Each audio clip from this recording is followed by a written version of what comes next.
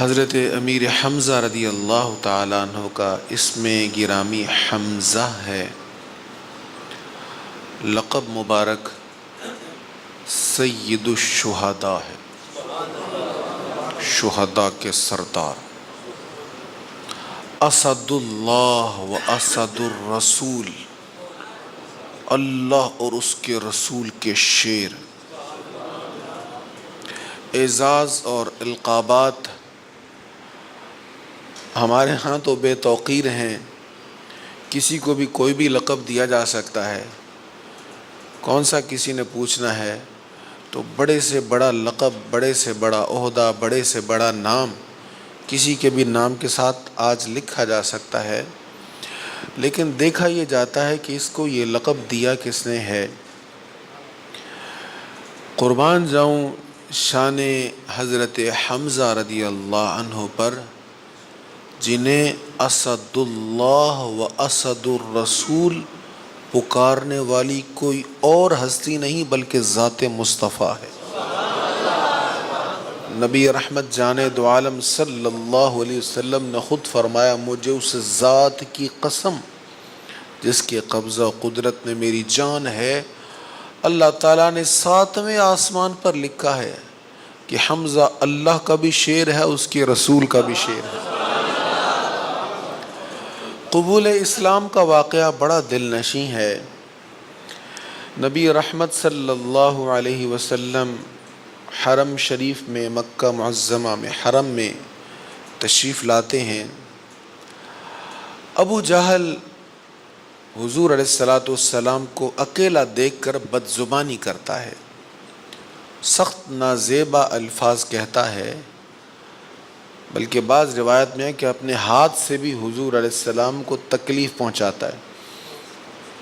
سرکار کریم علیہ الصلاۃ والتسلیم ملول ہوئے، لیکن حضور علیہ السلام نے کچھ اظہار نہیں فرمایا۔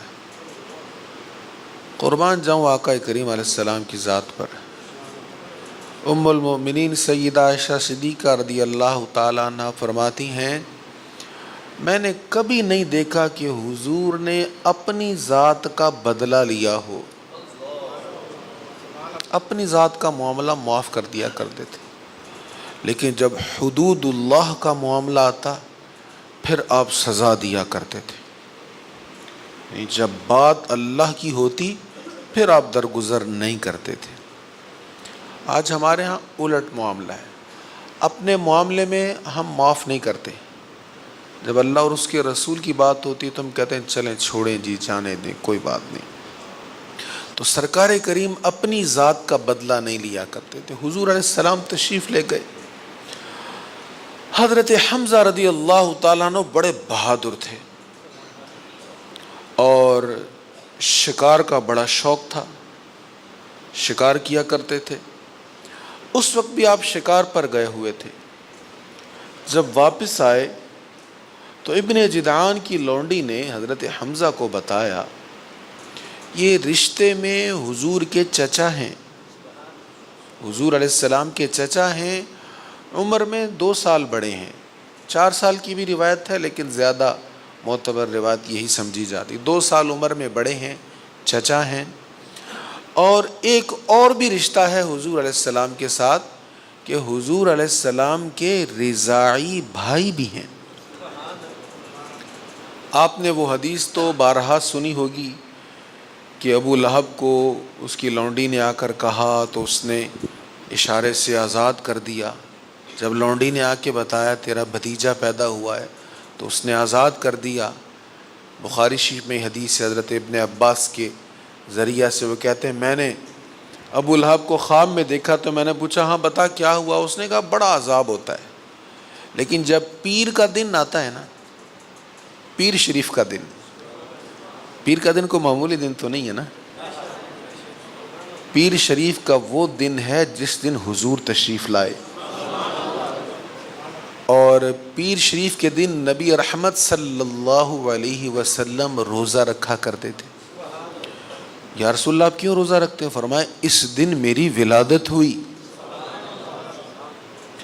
تو وہ کہتا ہے جب پیر کا دن آتا ہے نا تو وہ جس انگلی سے میں نے اشارہ کر کے اپنی لونڈی کو آزاد کیا تھا نا، اس انگلی سے میٹھا میٹھا جام پلایا جاتا ہے جس سے درد بھول جاتے ہیں، عذاب میں تخفیف ہو جاتی ہے۔ تو وہی جو لونڈی تھی، عام طور پہ انہیں صوبیہ کہا جاتا ہے، یہ اصل میں غلطی ہوگی، صوبیہ نہیں ہے، ثوائبہ ہے، ثواب کے لفظ سے ثوائبہ۔ تو یہی جو حضرت ثوائبہ تھیں، انہوں نے حضور علیہ الصلاۃ والسلام کو بھی دودھ پلایا ہے اور حضرت حمزہ کو بھی دودھ پلایا ہے۔ تو اس اعتبار سے حضور علیہ السلام کے رضاعی بھائی بھی ہیں، چچا بھی ہیں۔ تو جب شکار سے واپس آئے تو بتایا گیا کہ آپ کے بھتیجے کے ساتھ یہ معاملہ کیا ہے ابو جہل نے، ایسے تکلیف پہنچائی ہے۔ تو اس وقت تک مسلمان نہیں ہوئے تھے آپ، اسلام قبول نہیں کیا تھا۔ جس طرح شکار سے آئے، کمان ہاتھ میں پکڑی ہے، اسی طرح حرم کی طرف چلے گئے، غصے میں، جلال میں۔ کس بات پر جلال تھا؟ حضور کو تکلیف کیوں پہنچائی، اس بات پر جلال تھا۔ علماء کہتے ہیں سید الشہداء کو اتنے انعامات جو ملے ہیں، اس کی ایک وجہ یہ ہے کہ حضور کی خاطر انہیں جلال آیا تھا۔ سرکار کریم علیہ السلام پر جب حملہ ہوا تو انہیں جلال آیا تھا۔ اور یہاں یہ بھی بات لائق توجہ ہے کہ جلال اس لیے نہیں آیا تھا کہ اللہ کے رسول پہ حملہ ہوا ہے، جلال اس لیے آیا تھا کہ میرے بھتیجے پہ حملہ ہوا ہے۔ اپنے بھتیجے کی وجہ سے جلال آیا تو شانیں مل گئیں۔ تو جو حضور کی خاطر غیرت اس بات پر کھائے کہ اللہ کے حبیب ہیں، تو کتنی شانیں ملیں گی، کیا مرتبے ملیں گے اس کو۔ آئے، اب ابو جہل مکہ کا سردار تھا، تمام بڑے بڑے سردار اس کے سامنے بیٹھے ہوتے تھے، فیصلے اس کی زبان سے ہوتے تھے، جو کہہ دیتا وہ فیصلہ ہو جایا کرتا۔ بڑے بڑے فیصلے کروانے کے لیے لوگ اس کے پاس آتے، بہت بڑی ظاہری اور دنیاوی اعتبار سے بہت بڑی پرسنالٹی تھی، بڑی شخصیت تھی، اور کسی میں مجال نہیں تھی کہ ابو جہل کو آگے تو کہہ کے بلائے۔ لیکن جب پتہ چلا میرے بھتیجے کو تکلیف پہنچائی ہے، کمان لا کے ماری، اس کے سر میں سر پھاڑ کے رکھ دیا۔ اب سر سے خون بہہ رہا ہے، ارد گرد جتنے بھی لوگ کھڑے ہوئے حضرت حمزہ کو مارنے کے لیے۔ ابو جہل جانتا تھا کہ حمزہ سے لڑنا سوکھا کام نہیں ہے۔ حمزہ جب جلال میں آئے تو یہ شیر ہوتا ہے اور اس کے سامنے کوئی ٹھہر نہیں سکے گا۔ ابو جہل جلدی سے مکاری سے اٹھا اور کہنے لگا بھئی بیٹھ جاؤ، حمزہ کو کچھ نہ کہو، میری غلطی ہے، میں نے کچھ غلط کہہ دیا تھا، حمزہ غصے میں آ گئے ہیں، تم انہیں کچھ نہ کہو۔ جب سب لوگ بیٹھ گئے، حضرت حمزہ جلال میں ہیں، ابو جہل نے حضرت حمزہ پر ایک حملہ کیا، غیرت دلاتے ہوئے کہا حمزہ مجھے مارا تو ہے تو نے، لیکن اسی کی خاطر مارا ہے نا جو اپنے آباء و اجداد کے دین کا مخالف ہے، اور تو بھی اس کا مخالف ہے، تیرا اور میرا ہم دونوں کا وہ مخالف ہے، تو اس مخالف کی خاطر تو نے مجھے مارا ہے۔ حضرت حمزہ رضی اللہ تعالیٰ عنہ بجائے وہ تو یہ سمجھا کہ میں ایسے کہوں گا تو آپ شاید ندامت محسوس کریں کہ میں نے غلطی کر لی، حضرت حمزہ جلال میں آئے، کہا تو یہ کہتا ہے وہ غلط ہے، واللہ محمد جو کہتا ہے حق ہے، میں اس کی تصدیق کرتا ہوں۔ اب یہاں اقرار کر لیا کہ میں مسلمان ہوں، جو وہ کہتے ہیں وہ ٹھیک کہتے ہیں، اور میں بھی آج سے انہی کا کلمہ پڑھتا ہوں۔ یہ باتیں ہوئیں، واپس آ گئے، رات کا وقت ہوا، سوچ میں پڑ گئے کہ حمزہ وہ جوش میں کہہ تو دیا تو نے، تو کہیں غلط تو نہیں کہہ دیا؟ وہ تو بغیر سوچے تو نے کہہ دیا، اور عشق کے فیصلے ایسے ہی ہوتے ہیں، وہ تو نے بغیر سوچے ہی کہہ دیا، کہیں غلط تو نہیں کہہ دیا۔ سوچتے رہے، صبح حضور کی بارگاہ میں حاضر ہوئے، کہنے لگے بھتیجے پتہ ہے میں نے کیا کیا؟ کیا کیا چچا؟ میں نے ابو جہل کو بڑا مارا، خون نکال دیا اس کا۔ اب اتنے بڑے سردار کو مارا تھا، حضور کے چہرے پر کوئی خوشی نہیں آئی. حضور علیہ السلام نے کوئی مسکراہٹ کا تبادلہ نہیں کیا. حضور نے کہا چچا مجھے اس بات کی کوئی خوشی نہیں ہے, اس بات پر کہ آپ نے میرا بدلہ لیا کوئی خوشی نہیں ہے. کیسے خوش ہوں گے آپ؟ فرمایا میں خوش تب ہوں گا جب آپ کلمہ پڑھیں گے. تو پھر سنیں اشہد ان لا الہ الا اللہ وان محمد رسول اللہ. حضرت حمزہ رضی اللہ تعالیٰ عنہ نے جب کلمہ پڑھا تو سرکار کریم علیہ الصلاۃ والتسلیم خوشی سے کھل گئے. اب حضرت حمزہ رضی اللہ تعالیٰ عنہ کے اسلام قبول کرنے کے بعد بڑے بڑے سرداروں کو سانپ سونگھ گیا. ان کا پہلے معاملہ یہ تھا جس کو پکڑتے تھے مار دیتے تھے, جس کو چاہ تھپڑ لگا دیے, جس کو چاہ کوڑوں سے مار دیا, اور جس کو چاہ گھسیٹنا شروع کر دیا. اب ایسا نہیں تھا کیونکہ حمزہ نے اسلام قبول کر لیا تھا. کچھ دن گزرے, سرکار کریم علیہ الصلاۃ والتسلیم دار ارقم میں جلوہ افروز ہیں, اور ادھر حضرت عمر نے بھی اسلام قبول نہیں کیا. حضرت عمر سے پہلے حضرت حمزہ نے اسلام قبول کیا. ادھر حضرت عمر رضی اللہ تعالیٰ عنہ یہ عزم کرتے ہیں کہ آج میں محمد کو قتل کروں گا صلی اللہ علیہ وسلم, معاذ اللہ. یہ ارادہ کیا, ارادہ کر کے حضور کی بارگاہ کی طرف جاتے ہیں.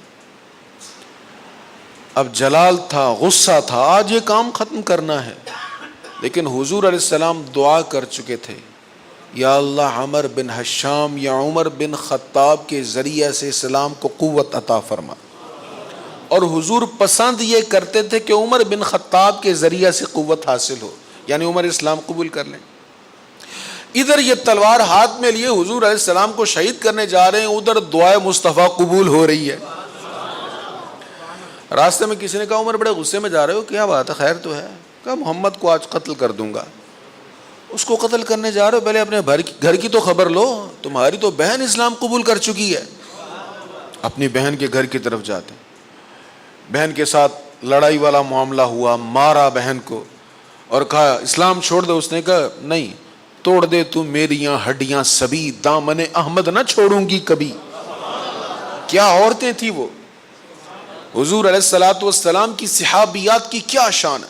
خون بہ رہا ہے, بھائی نے مارا اور ایک جگہ زخم آ گیا, خون نکل رہا, اور وہ کہتی ہڈیاں بھی توڑ دے, جسم سے سارا خون نکال دے, پر محمد کا کلمہ نہیں چھوڑوں گی. دل پسیج گیا, کہنے لگے کیا پڑھ رہی تھی, وہ تھا کیا جس نے تجھ پہ اتنا اثر کیا؟ اور آج سامنے کیے سورۃ طٰہٰ کی آیات تھی, اور جب پڑھا اللہ اکبر, عمر پڑھ رہے ہیں وہ قرآن کی آیت جو حضور کے قلب اطہر پر اتری, طٰہٰ ما انزلنا عليك القرآن لتشقى إلا تذكرة لمن يخشى. قرآن پڑھا, دل کی دنیا بدل گئی.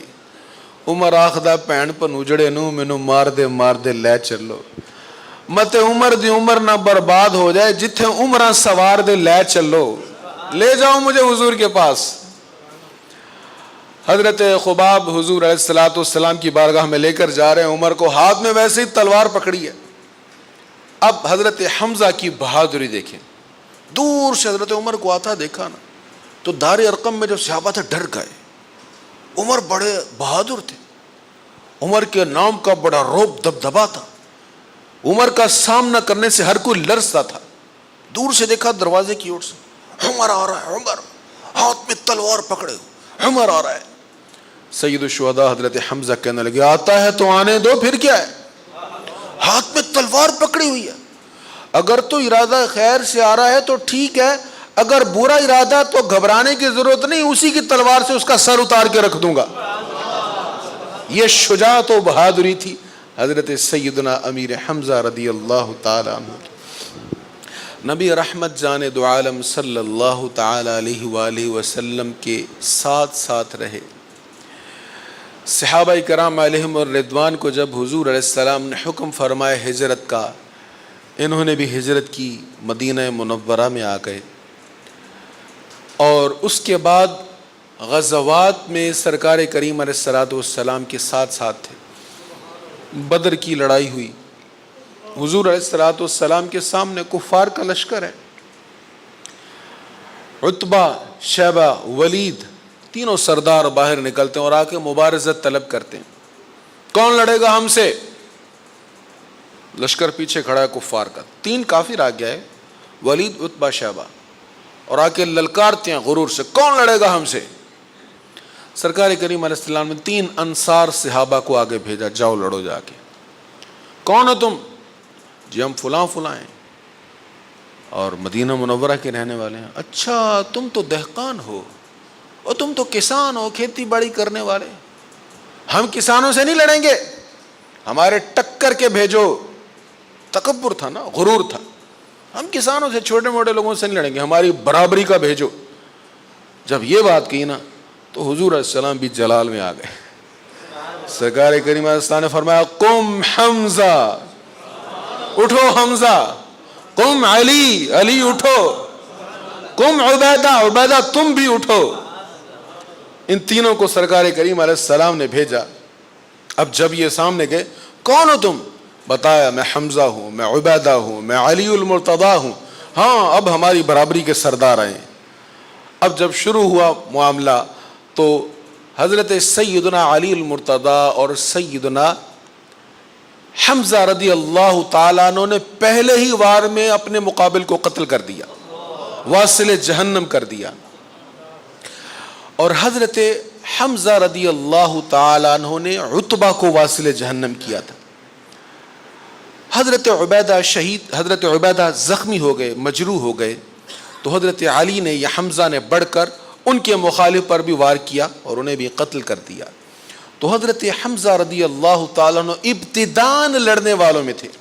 بلکہ بعض روایت میں ہے کہ بدر میں کفار کی طرف سے سب سے پہلا جو شخص آگے بڑھا ایک کافر تھا. اس نے کہا میں مسلمانوں کے حوض تک جاؤں گا اور مسلمانوں کے نبی کو قتل کر کے آؤں گا. ابھی رن شروع نہیں ہوا، ابھی باقاعدہ جنگ شروع نہیں ہوئی. وہ آگے بڑھا تو حضرت حمزہ رضی اللہ تعالیٰ عنہ نے ایک ہی وار میں سر اتار کے رکھ دیا. سب سے پہلا کافر واصل جہنم کرنے والے حضرت حمزہ رضی اللہ تعالیٰ. 2 تلواریں ہاتھ میں پکڑ کے لڑتے ہیں، 2 تلواریں ہاتھ میں پکڑی ہیں اور اپنے امامے پر ایک پر لگایا ہوا ہے اور 2 تلواریں چلا رہے ہیں مسلسل. اور کفار دیکھ دیکھ کر کہتے ہیں یار وہ جس کے پگڑی کے اوپر پر لگا ہوا تھا وہ کون تھا؟ وہ کون تھا؟ کہا وہ حمزہ تھے، اس نے بڑی تباہی مچائی ہے، سب سے زیادہ ہمارے لوگوں کو اسی نے مارا ہے. اللہ اکبر. نبی رحمت صلی اللہ تعالی علیہ وآلہ وسلم کے مشیر بھی آپ تھے، محاذ میں آپ کے ساتھ ہوتے، غزوات میں آپ کے ساتھ ہوتے، احد کی لڑائی میں بھی آپ کے ساتھ تھے. حضرت حمزہ رضی اللہ تعالی عنہ آپ کو حضور علیہ الصلوۃ والسلام نے آگے بڑھ کر کفار کو قتل کرنے والے ایک لشکر کا سپہ سالار بنایا تھا، کمانڈر بنایا تھا. آپ آگے بڑھ کر داج شجاعت وصول کر رہے تھے. سرکار کریم علیہ الصلوۃ والتسلیم نے احد کی لڑائی سے پہلے تیر اندازوں کے ایک دستے کو ایک پہاڑی کے اوپر متعین فرمایا تھا اور حضور علیہ السلام نے فرمایا تھا جب تک میں نہ کہوں آپ لوگوں نے نیچے نہیں اترنا. اب یہ بات آپ نے مشہور ہے، سنی ہوگی کہ ابتداً مسلمان جنگ جیت گئے، کفار مال غنیمت چھوڑ کے بھاگ گئے. اب جو تیر انداز تھے انہوں نے کہا جنگ تو ختم ہو گئی، اب ہمیں مال غنیمت اکٹھا کرنا چاہیے.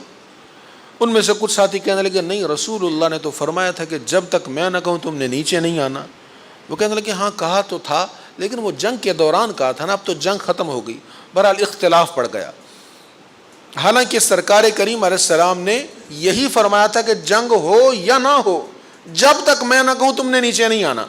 حضور علیہ السلام اس تدبیر کو سمجھتے تھے کہ کیا حملہ ہو سکتا ہے. تو بہرحال وہ نیچے اتر گئے، چند ساتھی اوپر رہ گئے. کفار نے دوبارہ حملہ کیا بیک سائڈ سے، وہ جگہ جدھر سے تیر اندازوں نے حفاظت کی ہوئی تھی وہ حفاظتی حصار ٹوٹ گیا اور دوبارہ حملہ ہوا.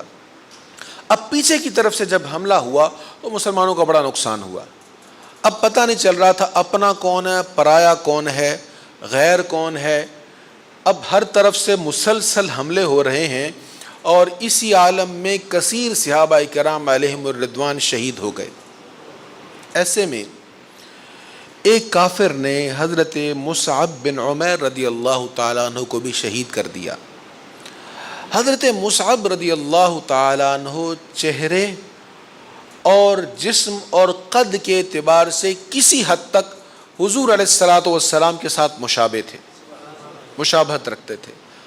آپ جب شہید ہوئے تو اس شہید کرنے والے کافر نے بلند آواز سے یہ کہا، الا ان محمدن قد قتل، سنو خبردار محمد تو قتل کر دیا گیا صلی اللہ علیہ وسلم۔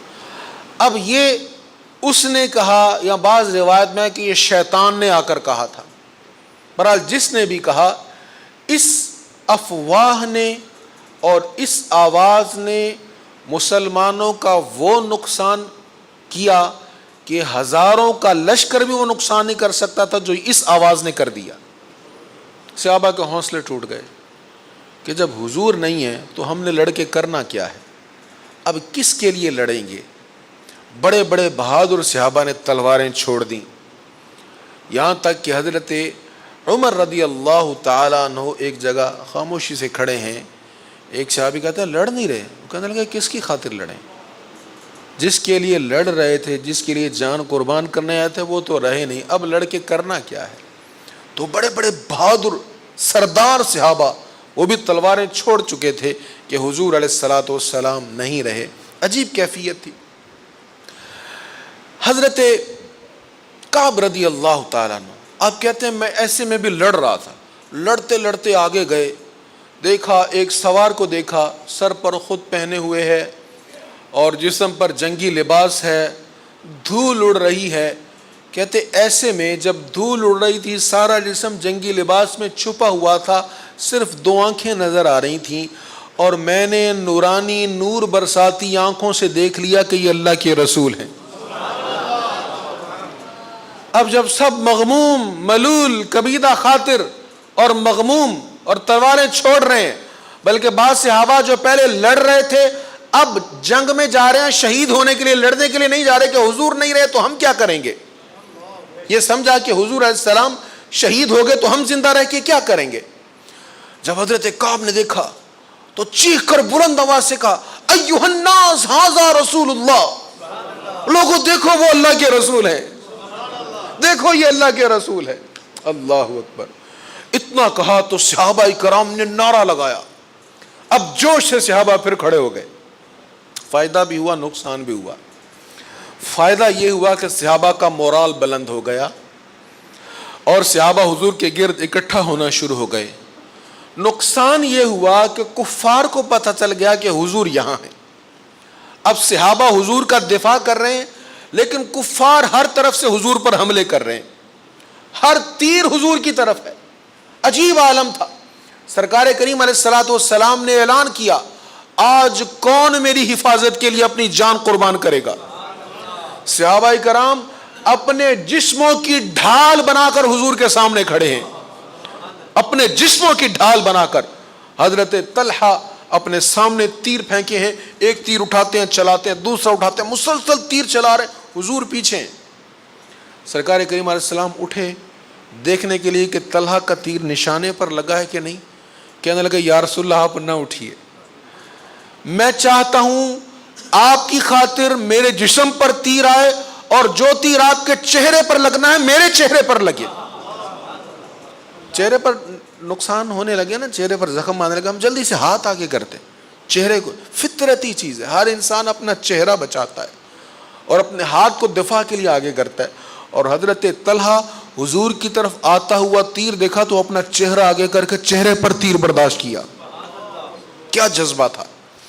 حضرت ابو دجانہ رضی اللہ تعالیٰ، بڑا نام سنا ہوگا آپ نے، کمال کر دیا آپ نے، دیکھا حضور کی طرف بہت تیر آ رہے ہیں تو ڈھال بن کے حضور کے سامنے یوں کھڑے ہو گئے، پشت دشمن کی طرف ہے، اپنا چہرہ حضور کی طرف ہے اور حضور کو ایسے کور کر رہے ہیں، پشت پر تیر برداشت کر رہے ہیں، اور ساری پشت تیروں سے بھری ہوئی ہے اور ڈٹ کے کھڑے ہیں حضور کی حفاظت کے لیے. حضرت ام عمارہ صحابیاں ہیں، کہتی میں زخمیوں کو پانی پلا رہی تھی، میں نے دیکھا کہ ہر طرف سے کفار حضور پر حملے کر رہے ہیں، میں بھاگ کے حضور کے سامنے آ گئی. ایک کافر نے حضور کی طرف تلوار ماری، میں نے اپنا کندھا آگے کر دیا. حضور علیہ الصلوۃ والسلام نے دیکھا کبھی ام عمارہ میرے دائیں ہے، کبھی بائیں ہے، کبھی سامنے ہے. کریم آقا نے فرمایا ام عمارہ مانگ کیا مانگتی ہے؟ اللہ اکبر. کہنے لگی یا رسول اللہ جنت میں اور میرا خاندان آپ کے ساتھ ہونا چاہیے. نبی پاک علیہ الصلوۃ والسلام نے فرمایا اللہ تجھے یہ مقام عطا کرے گا. اللہ اکبر. حضرت سعد رضی اللہ تعالیٰ عنہ یہ بڑے نشانے بات تھے، تیر چلانے میں بڑے ماہر تھے. تیر چلا رہے ہیں تو نبی پاک علیہ الصلوۃ والسلام تیر چلاتا ہوا دیکھ رہے ہیں حضرت سعد کو. سرکار کریم علیہ الصلوۃ والسلام اتنے خوش ہوئے، ایک جملہ حضور نے ایسا عطا فرمایا جو حضرت سعد کی خصوصیت بن گیا. کریم آقا کی بارگاہ میں صحابہ آ کر کیا کہتے تھے یاد ہے آپ کو؟ یا رسول اللہ میرے ماں باپ آپ پر قربان جائیں. یہی کہتے تھے نا، میرے ماں باپ آپ پر قربان جائیں. حضور علیہ الصلوۃ والسلام حضرت سعد سے کہہ رہے ہیں ارمی یا سعد، سعد چلا تیر، مار تیر، میرے ماں باپ تجھ پہ قربان جائیں. جو حضور کا دفاع کرتے ہیں سرکار ایسے القابات عطا فرماتے ہیں، ایسی شانیں عطا فرماتے ہیں. چلا تیر، میرے ماں باپ تجھ پہ قربان جائیں. حضرت حمزہ رضی اللہ تعالیٰ عنہ لڑ رہے ہیں، ابن سبا آ کے مبارزت طلب کرتا ہے اور چیلنج کرتا ہے حضرت حمزہ کو. حضرت حمزہ کہتے ہیں او ختنے کرنے والی کے بیٹے، مجھ سے مبارزت طلب کرتا ہے، مجھے لڑنے کے لیے کہتا ہے. تلوار اٹھائی، ایک ہی وار میں اس کا سر اتار کے رکھ دیا. حضرت حمزہ رضی اللہ تعالیٰ عنہ نے بدر کی لڑائی میں آپ سن چکے ہیں عتبہ کو قتل کیا تھا. عتبہ کی بیٹی ہند بعد میں یہ بھی صحابیہ بن گئی حضرت ہندہ. انہوں نے وحشی کو جو بلا کا تیر انداز تھا، چھوٹا نیزہ چلانے کا ماہر تھا، اس کو کہا اگر تو میرے باپ کے قتل کا بدلہ لینے کے لیے حمزہ کو قتل کرے تو تجھے آزاد کر دوں گی اور جتنے زیورات میں نے پہنے سارے تجھے دے دوں گی. اب وحشی طاق میں بیٹھا تھا. جب حضرت حمزہ رضی اللہ تعالیٰ عنہ نے حملہ کیا ابن سبا پر، آپ کا پیٹ ننگا ہوا، اس نے چھوٹا نیزہ مارا جو آپ کی ناف کے پاس لگا اور پیٹ کو کاٹتا ہوا نیچے گر گیا. حضرت سید الشہداء حمزہ رضی اللہ تعالیٰ عنہ شہید ہو گئے. جام شہادت نوش کیا، نیچے تشریف لے آئے. اللہ اکبر. حمزہ رضی اللہ تعالیٰ عنہ کے جسم کے اعضاء کو کاٹ لیا گیا، کان کاٹ لیے گئے، ناک کاٹ لیا گیا، مسلا کیا گیا، یہاں تک کہ سینہ چاک کیا گیا، کلیجہ نکال کر اس کو چبانے کی کوشش کی گئی. سرکار کریم علیہ الصلوۃ والتسلیم نے جنگ جب ختم ہوئی تو حضور علیہ السلام اپنے صحابہ کے احوال پوچھ رہے ہیں. سرکار علیہ الصلوۃ والسلام نام لے لے کر پوچھتے ہیں فلاں کہاں ہے، فلاں کہاں ہے، فلاں کہاں ہے. حضور علیہ الصلوۃ والسلام کے ایک صحابی جب حضور علیہ الصلوۃ والسلام کھڑے تھے تو آگے کھڑے ہو کر دفاع کر رہے تھے. ان میں ایک صحابی اپنے 4 ساتھیوں کے ساتھ حضور علیہ الصلوۃ والسلام کے سامنے آتے ہیں. پہلے ایک شہید ہوتا ہے، پھر دوسرا شہید ہوتا ہے، پھر تیسرا شہید ہوتا ہے، پھر چوتھا، 5واں جہاں بلب ہے گرا ہوا ہے. سرکار کریم علیہ الصلوۃ والتسلیم جنگ کے بعد جب قریب پہنچے دیکھنے کے لیے تو ایک سانس لے رہا ہے، اکھڑی ہوئی سانس ہے، جہاں بلب ہے. حضور علیہ الصلوۃ والسلام نے پوچھا کوئی خواہش؟ اللہ اکبر. کیا موت ہے، کیا مزے کی موت ہے کہ محبوب کی خاطر سارے زخم ہیں، جان نکل رہی، وہی محبوب وقت نزاع قریب آ کر پوچھتے ہیں بتا کیا چاہیے. اللہ اکبر. بچپن میں ایک شعر سنا تھا، بڑا مزے کا شعر تھا، یہاں پہ بالکل صادق آتا ہے. نجم کی اے خدا آرزو ہے یہی، عاشق زار کی آبرو ہے یہی. نجم کی اے خدا آرزو ہے یہی، عاشق زار کی آبرو کبھی آخری وقت سر ان کے قدموں پہ ہو، دید ہوتی رہے دم نکلتا رہے۔ اب بولا نہیں جا رہا، اپنے چہرے سے اور آنکھوں سے اشارہ کر کے کہتے ہیں حضور اپنے قدموں کو قریب کر دیں، حضور اپنے قدموں کو میرے قریب کر دیں۔ سرکار کریم علیہ السلام قدم قریب کرتے ہیں تو اپنے رخسار حضور کے قدموں میں رکھ دیتے ہیں اور کہتے ہیں کہ میں اس پر راضی ہو گیا کہ محمد میرے نبی ہیں، اللہ میرا رب ہے، اسلام میرا دین ہے۔ اور پھر جب جان نکل رہی تھی تو بلند آواز سے نعرہ لگایا، فزت برب الکعبہ، رب کعبہ کی قسم میں کامیاب ہو گیا۔ نعرہ تکبیر، نعرہ رسالت، نعرہ تحقیق، شان صحابہ، شان سید الشہداء۔ رضیت باللہ ربا وبالاسلام دینا وبمحمد نبینا، میں اللہ کے رب ہونے، اسلام کے دین ہونے، محمد کے نبی ہونے پر راضی ہو گیا۔ فزت برب الکعبہ، رب کعبہ کی قسم میں تو کامیاب ہو گیا۔ حضور کے قدموں پہ جان قربان کر دی۔ سرکار پوچھ رہے ہیں فلاں کس حال میں ہے، فلاں کس حال میں ہے، اور پھر حضور نے پوچھا حمزہ کس حال میں ہے۔ ایک صحابی گئے، حضرت حمزہ رضی اللہ تعالیٰ عنہ کے جسم اقدس کو دیکھا، کٹا پھٹا لاشا، اعضاء کو کاٹ لیا گیا، مسلح کیا گیا۔ روتے ہوئے حضور علیہ السلام کو آ کے بتایا۔ کریم آقا صلی اللہ تعالیٰ علیہ وآلہ وسلم قریب پہنچے۔ صحابہ کرام کہتے ہیں ہم نے حضور علیہ السلام کو اس سے زیادہ مغموم اور ملول کبھی نہیں دیکھا۔ سرکار کریم علیہ السلام کی آنسوؤں کی جھڑی لگ گئی، حضور علیہ السلام کی ریش مبارک آنسوؤں سے بھیگ گئی۔ وہ غزوہ احد جس میں کثیر صحابہ شہید ہوئے، سید الشہداء شہید ہوئے، سرکار کریم علیہ السلام خود زخمی ہیں، دانت مبارک شکستہ ہے، رخسار پر زخم ہے، ہونٹ پر زخم ہے، اور بعض روایت میں پیشانی پر بھی زخم ہے۔ کئی چوٹیں حضور علیہ السلام کو آئیں۔ جب سرکار پھوٹ پھوٹ کر رو رہے تھے نا، ایک صحابی نے کہا حضور ان کے لیے بد دعا کریں، حضور ان کے لیے دعائے عذاب کریں۔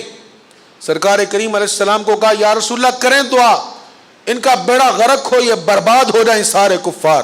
سرکار کریم علیہ السلام نے ہاتھ بلند کیے، صحابہ نے بھی ہاتھ اٹھائے کہ بھی دعائے عذاب ہوگی، ہم آمین کہیں گے، بجلیاں برسیں گی، عذاب آئے گا، کفار نیست و نابود ہو جائیں گے۔ حضور علیہ السلام نے ہاتھ اٹھائے، دعا مانگے، اور کیا کہا؟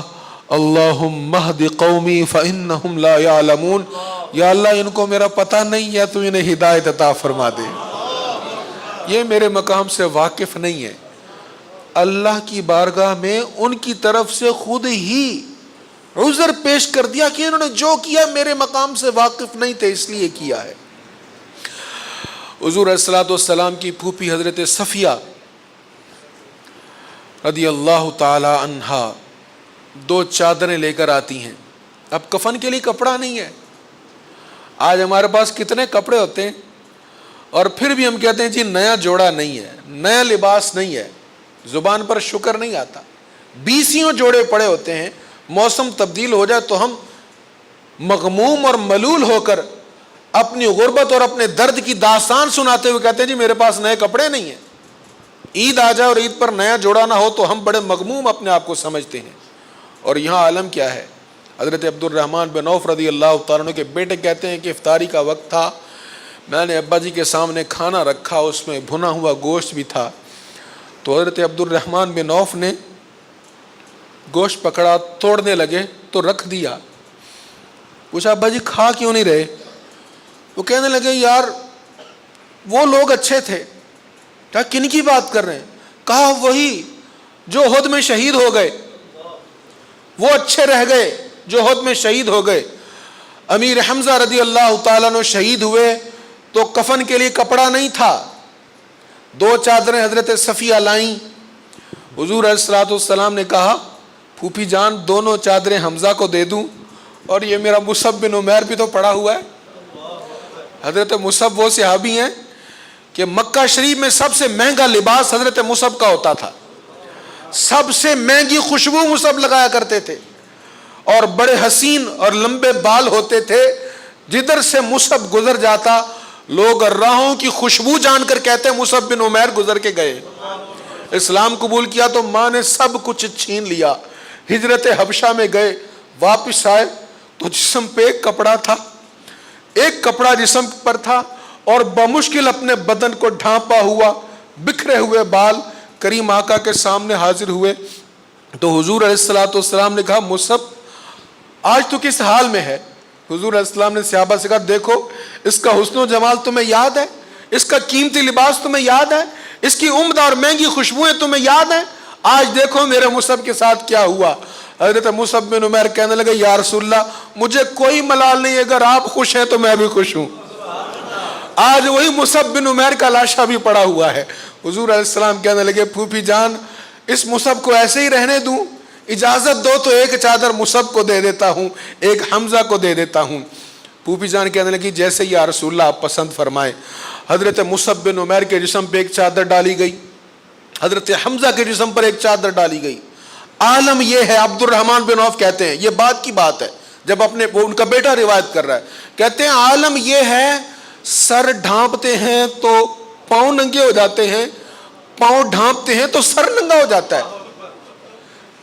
سید الشہداء کے لیے اسد اللہ و اسد الرسول کے لیے کپڑا نہیں ہے. آج ہم بہترین اور عمدہ لباس کے ہوتے ہوئے ہماری زبانوں پر شکر نہیں ہے.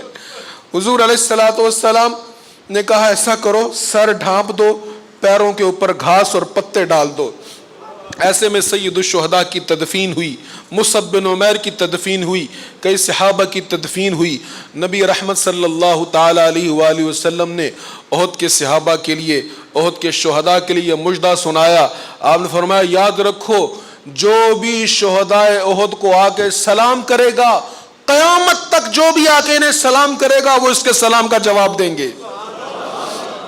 قیامت تک جو بھی آئے گا وہ اس کے سلام کا جواب دیں گے. سرکار کریم علیہ الصلوۃ والسلام انتہائی مغموم حالت میں واپس آ رہے ہیں. راستے میں حضرت حمنہ حضور علیہ الصلوۃ والسلام کی پھوپھی ذات بہن پوچھتی ہیں یا رسول اللہ, سلام کرتی ہیں حضور علیہ الصلوۃ والسلام کو. حضور کہتے ہیں حمنہ صبر کر. یا رسول اللہ کس بات پر صبر کروں؟ فرمایا حمزہ کے لیے, تمہارے ماموں حمزہ شہید ہو گئے. بڑے صبر و استقلال سے کہا انا للہ و انا الیہ راجعون. وہ بڑے بہادر تھے, اللہ ان کی شہادت قبول فرمائے. حضور نے پھر کہا حمنہ صبر کر. یا رسول اللہ کس پر؟ فرمایا تیرا بھائی بھی شہید ہو گیا. کہا انا للہ و انا الیہ راجعون. پھر صبر کا مظاہرہ کیا, اللہ میرے بھائی کی شہادت قبول فرمائے. حضور نے پھر کہا حمنہ صبر کر. یا رسول اللہ کس پر؟ فرمایا تیرا شوہر مصعب بھی شہید ہو گیا. اتنا کہا تو حمنہ پھوٹ پھوٹ کر رونے لگ گئی. کریم آقا نے کہا حمنہ صبر کر. کہنے لگی یا رسول اللہ میرے بچے بہت چھوٹے ہیں. سرکار کریم علیہ السلام نے صبر کی تلقین فرمائی اور فرمایا اللہ تیرے بیٹوں کی خیر فرمائے گا. حضور علیہ السلام آگے جاتے ہیں, ایک چھوٹا بچہ نوعمر صحابی حضرت بشیر رضی اللہ تعالیٰ عنہ رو رہے ہیں اور سرکار کریم علیہ السلام کی بارگاہ میں آ کر رو رو کر کہتے ہیں یا رسول اللہ میرا تو باپ بھی دنیا سے چلا گیا. نبی پاک علیہ الصلوۃ والسلام نے فرمایا بشیر, بشیر بھی کہا گیا بعض روایت میں, فرمایا بشیر غم کیوں کرتا ہے؟ کیا تو اس بات پر راضی نہیں کہ میں تیرا باپ اور عائشہ تیری ماں ہو؟ وہ کہنے لگے یا رسول اللہ اگر ایسا تو پھر مجھے کوئی غم نہیں ہے. اور آپ نے وہ حدیث تو بارہا سنی, ایک صحابیہ دیوانہ وار احد کی طرف جا رہی ہیں اور یہ خبر جب سنی کہ حضور شہید ہوئے دیوانہ وار احد کی طرف جا رہی ہیں, صحابہ جو واپس آ رہے تھے ان سے پوچھتی ہیں بتاؤ رسول اللہ کس حال میں ہے؟ تو ایک صحابی نے کہا بڑا افسوس ہوا آپ کے والد گرامی شہید ہو گئے. دوسرے صحابی کہنے لگے اماں جان آپ کے تو شوہر بھی شہید ہو گئے. کہا میں نے تو یہ پوچھا رسول اللہ کس حال میں ہے. ایک نے کہا بھائی بھی شہید ہو گیا, ایک نے کہا جوان بیٹا بھی شہید ہو گیا. وہ تڑپ کر بولی مجھے یہ نہ بتاؤ, مجھے یہ بتاؤ میرے مصطفیٰ کس حال میں ہے. ایک صحابی نے کہا حضور خیریت سے ہے؟ مجھے دکھاؤ حضور کہاں ہیں۔ بے قراری میں بھاگتی ہوئی حضور کی طرف جاتی ہیں، اور سرکار کریم علیہ السلام کا جب دیدار کیا نا، حضور کا سر سے پاؤں تک دیکھا تو ایک عجیب جملہ کہا، اور تاریخ مورخ یہ جملہ لکھتے ہوئے حیران ہے کہ کیسا جملہ کہہ دیا ایک ایسی عورت نے جس کا شوہر، جس کا باپ، جس کا بھائی، جس کا بیٹا شہید ہو گیا۔ حضور کو دیکھا تو کہا کل مصیبت بعدک جلل، حضور اگر آپ ٹھیک ہیں تو کسی کے جانے کا کوئی غم نہیں ہے۔ کیا محبت ہے، اللہ اکبر۔ نبی رحمت صلی اللہ تعالی علیہ وآلہ وسلم کے یہ جان نثار صحابہ تھے۔ سرکار کریم صلی اللہ تعالی علیہ وآلہ وسلم حضرت حمزہ رضی اللہ تعالیٰ عنہ کے ساتھ بڑی محبت فرماتے تھے، اور آپ کو سید الشہداء کا لقب حضور نے عطا فرمایا۔ حضرت احمد دمیاطی رحمۃ اللہ تعالیٰ علیہ لکھتے ہیں، آپ کہتے ہیں میں مدینہ منورہ میں حاضر تھا، یہ بعد کے بزرگ ہیں، کہتے ہیں مدینہ منورہ میں آیا، میری والدہ ساتھ تھیں، اور ہمارے اونٹ مر گئے، قحط سالی کا زمانہ تھا، اونٹ مر گئے، اب پاس کچھ نہیں ہے، زاد راہ بھی نہیں ہے، سواری بھی نہیں ہے، تو میں بڑا پریشان، میں حضرت صفی الدین بزرگ ہیں کہ ان کی بارگاہ میں حاضر ہوں، میں نے کہا جی حضور بڑا پریشان ہوں۔ وہ کہتے ہیں کہ غم کیوں کرتے ہو؟ گورنر مدینہ کے پاس چلے جاؤ، سید الشہداء امیر حمزہ کی بارگاہ میں چلے جاؤ، تلاوت قرآن کرو، اللہ کرم فرمائے گا۔